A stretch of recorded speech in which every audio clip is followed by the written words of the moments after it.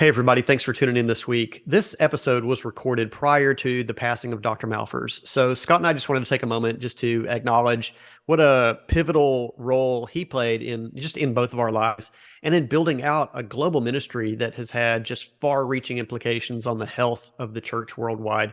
It's been such an honor and a blessing for us to be part of.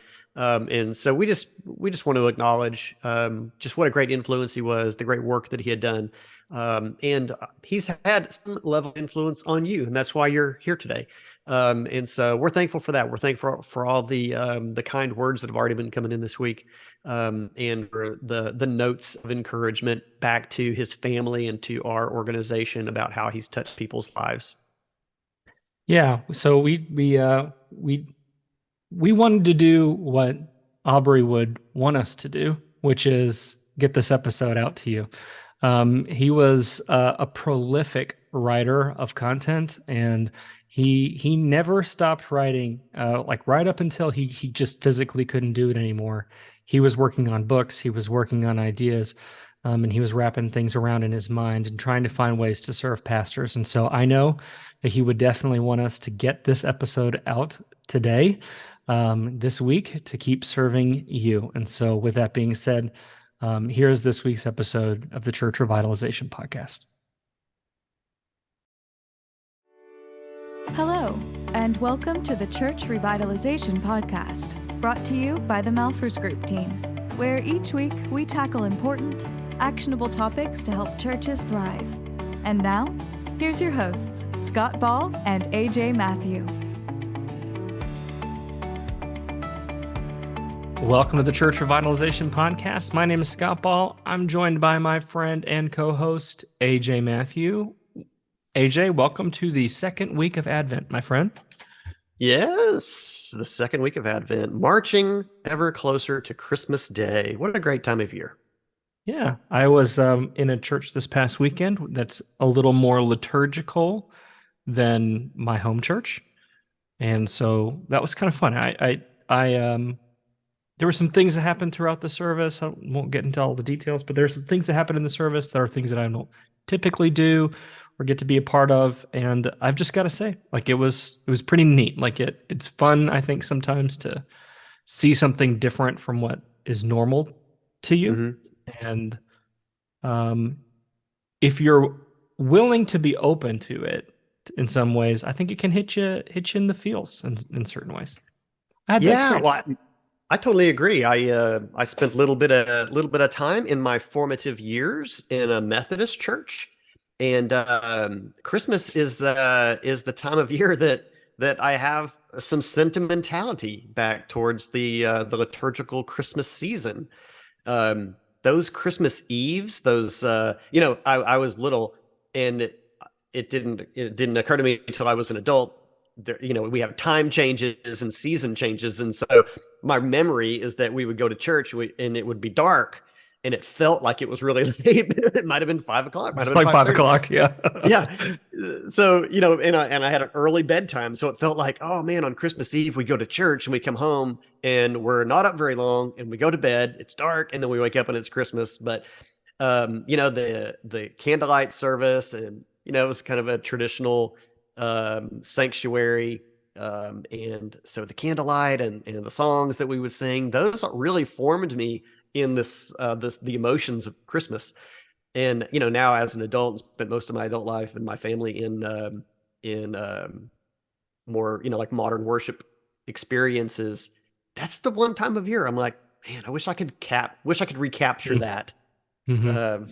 So yeah, it's cool. Yeah.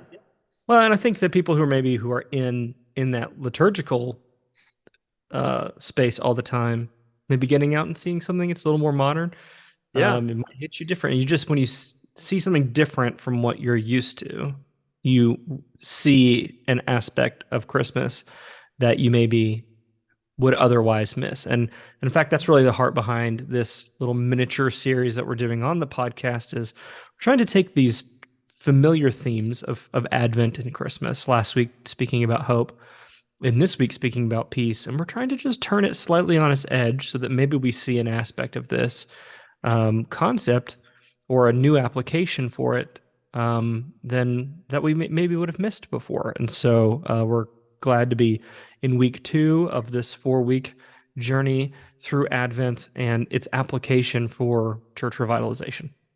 Yeah, yeah.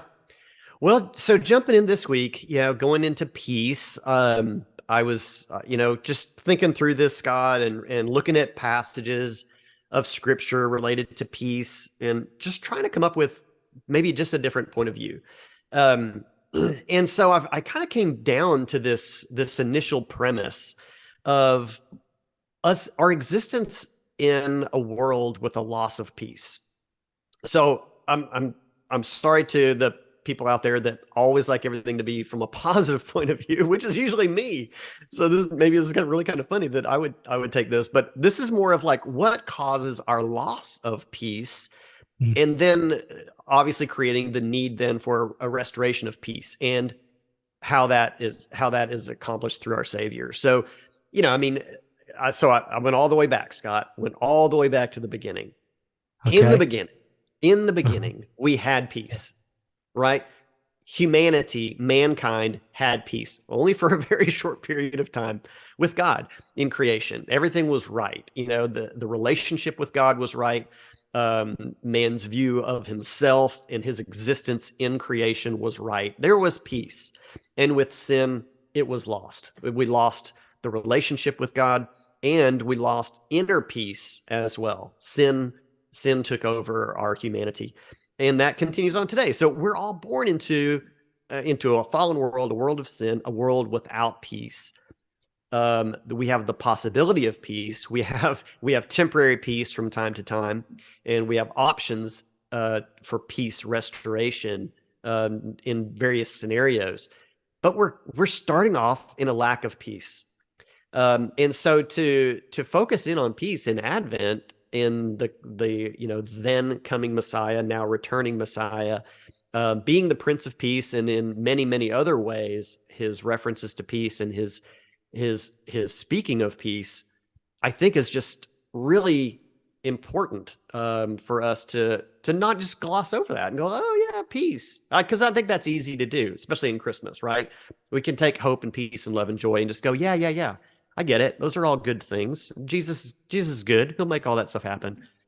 But if we don't really reestablish ourselves in the need for it, then I don't think we can fully appreciate the benefits and the gift that it is. So anyway, as I'm processing through peace, Scott, I'm like, okay, how can I bring this down to like the lowest common denominator? And that was external and internal. We lose peace externally. We can lose peace or try to regain peace internally as well with issues internally. So that's kind of where I kind of started with this. 2 pieces, 2 points today, internal and external, and kind of what those implications are. You tracking with me? I think so. Yeah. I think, I think for a lot of us, we have assumptions about what peace is and what peace ought to be, or what the world ought to be.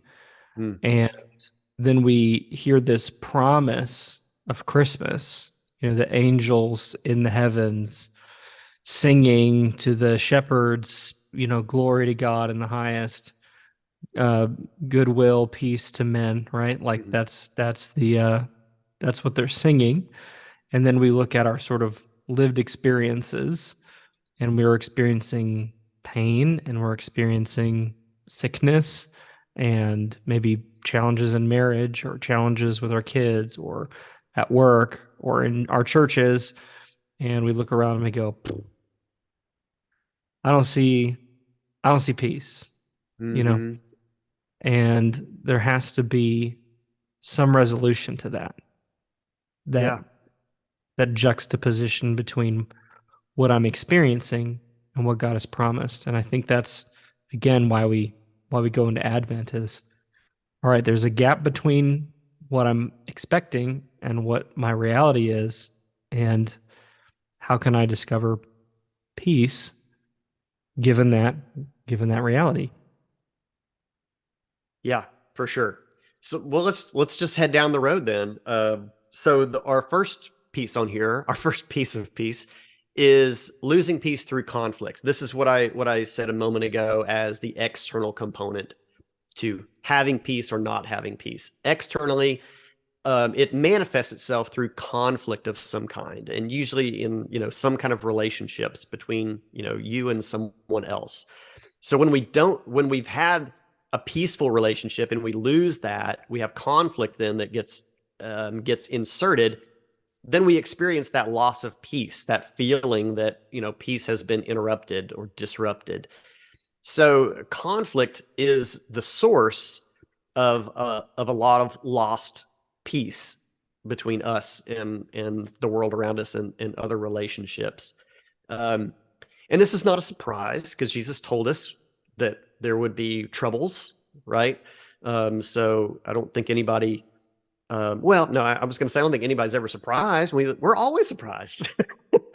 Yeah. Some of It's us more than always others. a surprise. Yeah. So, but what we have, and so here's the ultimate conflict of relationship is between us and God. We lost that in the garden, and we're born into that lost relationship. So we're born into conflict. We're born into a loss of peace because we aren't reconciled with God through Christ. So the answer to reconciliation and restoration of peace through conflict happens through Christ, and first through us being reconciled and reclaiming peace with God through Jesus, which also then births our ability to reconcile and restore peace with others, right? I think so. I feel very much like a mistake as it relates to revitalization. A mistake that a lot of pastors make is they feel a need to chase a sense of peace or resolution with every person who maybe has a problem with you or a problem with where the church is going and so on. And it's like a whack-a-mole type situation, and you can spend so much of your time just trying to quiet down all the conflict. And I think that when we have true peace, as you're saying, with God, when I know who God is, I know that I'm saved, I know that I'm redeemed, I know that He and I have peace, I have peace with God, and I know what He's called me to, then I can simply choose to do what's right. And in as much as it's on me to have peace with others, I'm going to do that, but I'm not going to get distracted trying to create a false peace with others and betray the mission that God has given me. And so what churches, I think, often do is they pursue a false sense of peace because they've played whack-a-mole with all the conflict to try to make everybody a little bit happy.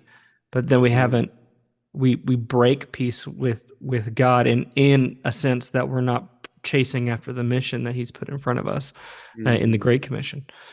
And so I guess my warning to churches would be, and to pastors listening, would be, don't get distracted when there's conflict in the church.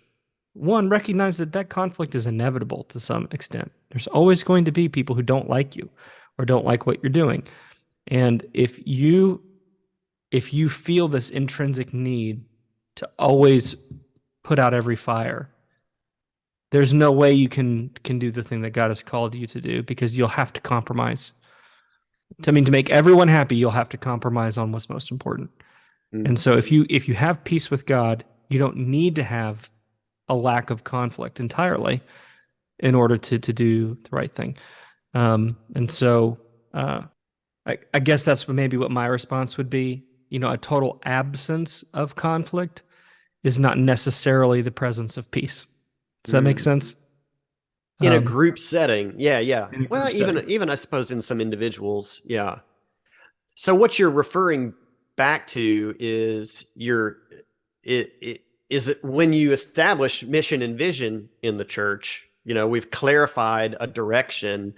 I mean, that really can have conflict on one of two fronts. It could restore conflict because of a lack of clarity. People are going in different directions and they're butting heads because of a lack of clarity. in mission vision, or you establish mission vision and it creates conflict because people are like, wait a minute, that doesn't line up with what I thought, or this is different.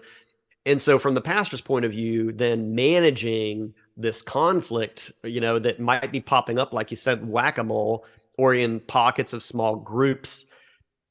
If people are in disagreement about the now stated mission and vision of the church, and, you would assume in a healthy position, then like the senior level leadership is all in agreement, majority of the church is in agreement, we're making a path forward, and we've got people that are outside of that,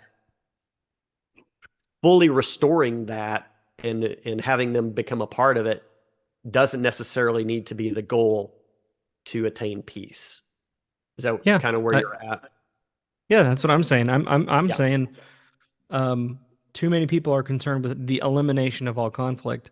Yes. And that's, Jesus didn't seem that particular. He did not seem to care about that. Explicitly didn't. I don't come to bring peace but a sword.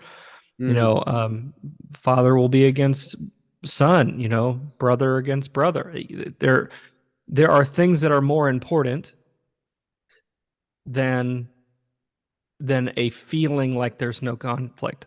Right? And I think that no matter how clear your mission is and your vision, all these things, you're correct that's going to ameliorate some conflict, because people are like, all right, we're on the same page and we know where we're going.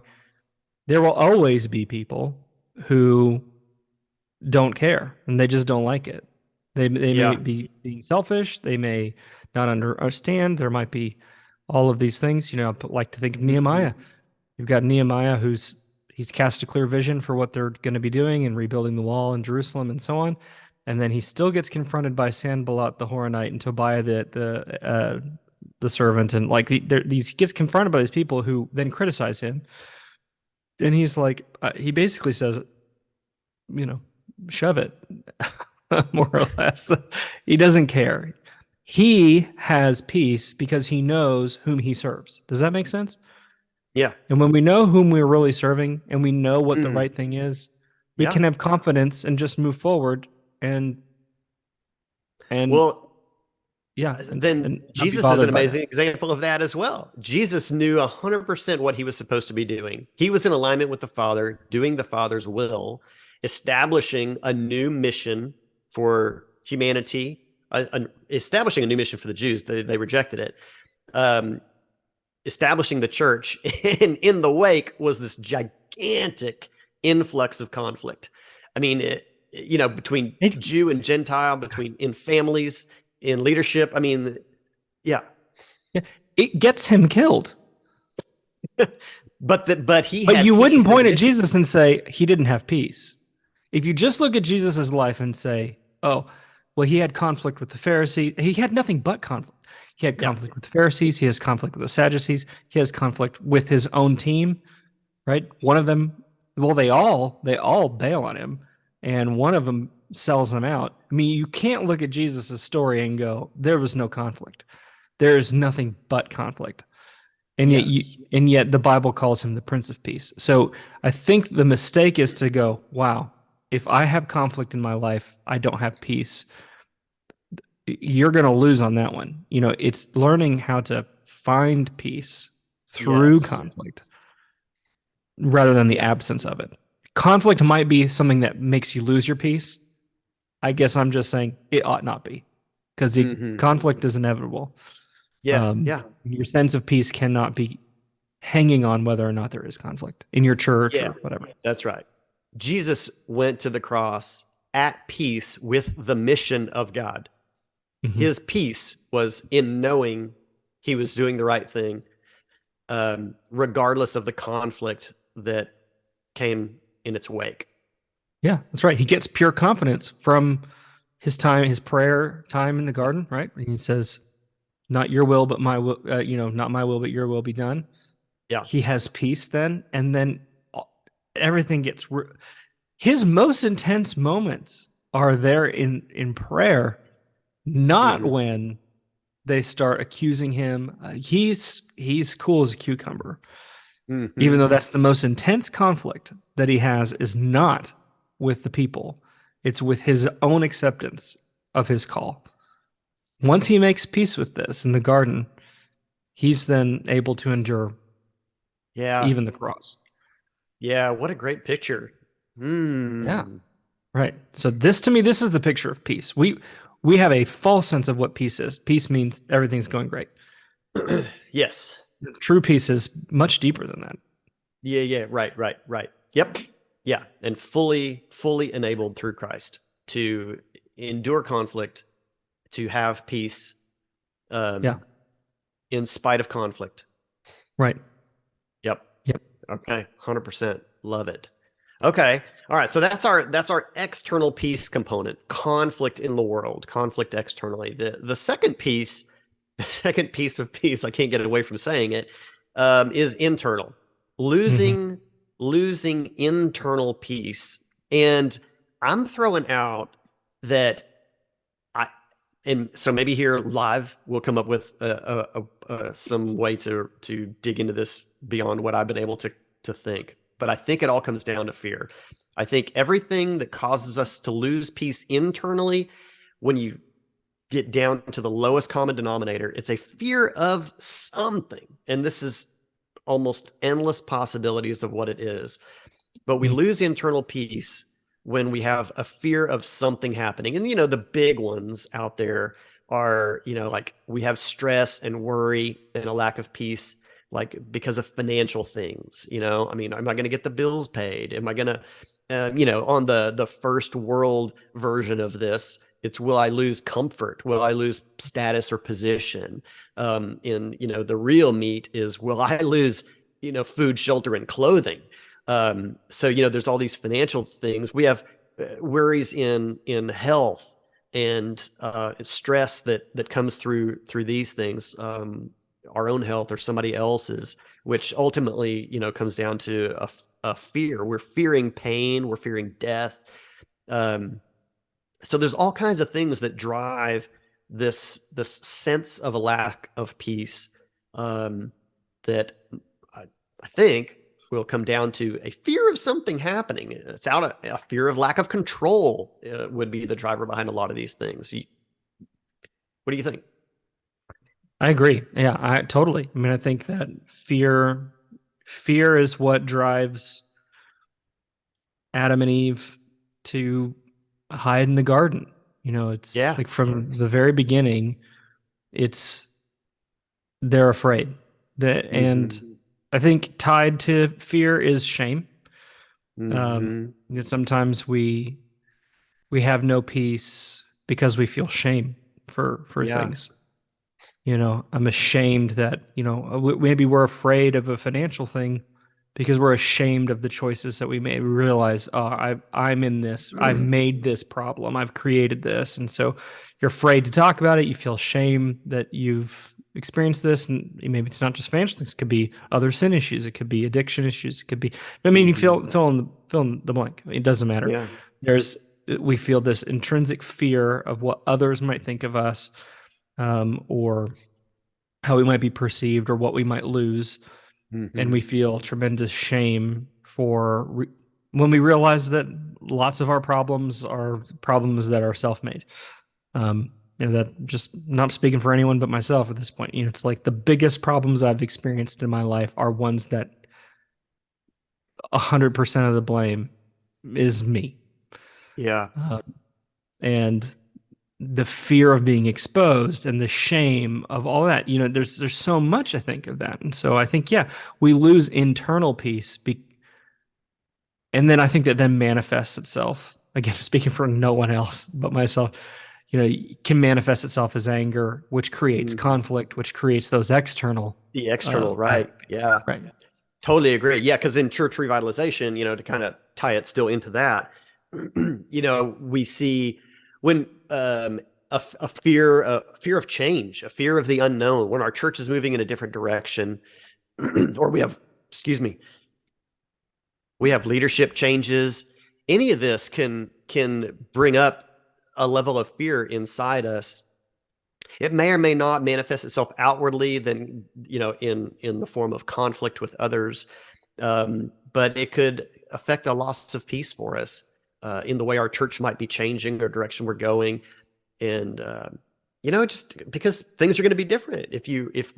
We get used to the way things are, there's comfort in things happening, similar ways, in predictability, and whenever it feels like that's being disrupted, it can cause a loss of internal peace because of a fear of how things might be different and how it'll affect me. Yeah, that's true. Yeah, that's well said. I think every conflict or piece of resistance you encounter in revitalization is, and I'm not a psychologist, but is, I think, in some way a projection of some person's fears about something else that's very personal. Mm-hmm. So when you encounter these things, it's best, and this is not my skill set, so I'm just going to be really honest with you. It's not. We are kind of wading into a space that we are not experts in. But when you're dealing with these kinds of folks, it's always my sort of knee jerk to want to hit them with facts and logic, right? Like that's my yeah. Me too. Yeah. But to be able to sit down and say, what's really going on? Mm-hmm. Tell me about what you're feeling. What are you afraid of? And to open up that door, and you can have those kinds of conversations when you have a sense of inner peace, right? And this is what emotional intelligence even is really all about. It's being able to have some amount of self-control over your own emotions and feelings, and a sense of inner peace, so that you can wade into the water of someone else's mess and go, tell me about that, and not let it then stir up all the junk in you. And that not everyone can do that. I'm not an expert by any means in that, but I think it's necessary. You have to deal with your own internal junk if you're going to be able to shepherd people and guide them and help them navigate their own internal junk, which often manifests itself in terms of projection against change and these kinds of things. Mm-hmm. Yeah, that's a great point. I hadn't even thought about kind of the emotional intelligence aspect of it. There's like these 4 primary components of emotional intelligence. 1, understanding your own emotions. So a self-exploration and understanding. Number 2, managing then your emotions. Number 3, understanding others' emotions. And number 4, managing or dealing with others' emotions. So yeah, you have to start out at level 1 of understanding what's creating emotions internally for you and what the root of that is, so that you can manage to the best way. The most healthy expression of that and restoration of that peace. So yeah, that's a really interesting side. So we kind of touched on like the revitalization aspect of a lack of internal peace through fear. But back onto the scriptural side of this, Scott, when we were brainstorming through this week, you reminded me of Jesus, the scene of Jesus in the storm, sleeping during the storm, and then calming the storm, which is an amazing look at having internal peace. Yeah, it's an interesting. I love everything about this story, right? You've got Jesus says. Really, I was rereading the story this morning and knowing we were going to be recording. The story starts with Jesus saying, "Let's go to the other side of the lake." So Jesus has said, "We're getting to the other side." Like that's, I think, an important part of important piece of information that Jesus said we're going to the other side, and then as they're journeying to the other side, a windstorm comes. It says, and Jesus is asleep. He is sleeping in the middle of this chaos. Everyone is okay. So the person that established the mission to go to the other side had peace with the mission. He had peace with the mission. Okay, let's keep going. We're going. So then this windstorm comes up, and they're going across the lake, and things are going nuts, right? And they're taking on water. That's the other thing. It's like they're it's not just windy. They're taking on water. They're having to bail. They're having to bail water, and so they come in then and get Jesus, and they wake him up. I just love this. Like they have to wake him up, and then he quiets the storm, and he says, "Why do you have so little faith?" Mhm. And then they don't respond to it. They're like, they're just blown away. It says they marveled at him. Like, who is this that even the winds and waves listen to him? And for me, this is such a beautiful image of peace, in that the mission had been set. Yeah, Jesus had said, "This is where we're going. We're going over here." So they could have had full confidence that they were going to get where they needed to go. And yet it's totally reasonable for them to feel the way they do, to be afraid and to have this anxiety. And Jesus he doesn't really berate them for waking him up or any of that. He's not angry. He just says, why do you have so little faith? And I find great encouragement even in that Jesus's call is not to go, well, that was dumb or whatever. He just says, have more faith next time. Mm-hmm. And yeah, I don't know that any of us are ever going to get there, by the way, because I think if I'm standing in the boat, even if I've seen Jesus calm the wind and the waves, I feel like if there's another storm, I'm still going to be panicking. Yeah, right. You have just that animal instinct, right? Yeah. You're like, oh my goodness. Every time I'm in a plane that has turbulence, I've flown on a lot of planes, hundreds of flights. Every time there's turbulence, I'm like, this could be it. I should probably turn my phone on, see if I can get a signal. Call my family. Yeah. Well, man, it's what a great view this is. I love that the one who established the mission and was confident in it had peace, even though external things came about that looked like it could derail the mission. Those who had heard the mission but hadn't fully grasped the power that comes through the one that truly established it. Okay. If they had a true understanding of who had established the mission, they could have had peace in that the mission would be accomplished. So they had a lack of understanding of who Jesus was and what his power was in the moment, or they didn't remember it when they really needed to. And so when things came up, it brought about fear in them, and fear is a powerful emotion, and it can drive us to irrational decisions. And their irrational decision in that moment was, we're about to die, wake up, Jesus. So what a really fascinating picture of one who had peace and those who did not, but they were able to regain that because the source of peace was with them. And once they tapped back into it, then all was good for the moment until the next thing.